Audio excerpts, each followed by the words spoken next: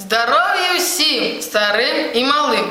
Хочете вірте, а хочете проверте.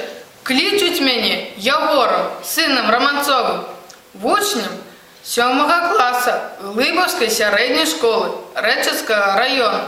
Розкажу-ка я вам байку «Дипломований баран» Кондрата Крапивы.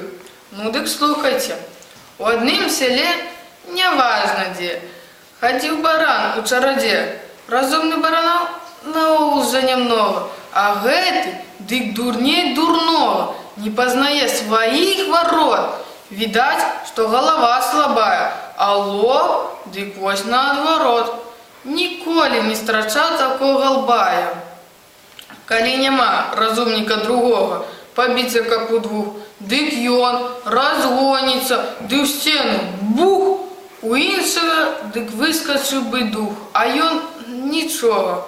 І вось, за дураць гэту, яго вучоным распразвалі, нейк на смех. А каб двара не перабег, на шыю прывязалі метку. Вось, кажуць, і дыплом табе. Што гэта за дыплом? Баран ні мя, ні бэ. Аднак жа, перад кошкаю пачаў ён ганарыцца. А што ж ты думала, сястрыца, хіба мне пахваліцца няма чым?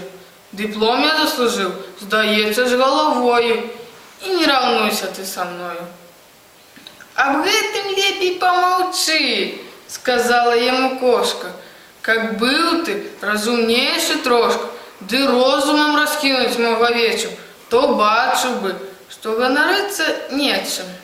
Бо заслужил ты свой диплом не головой, а лбом.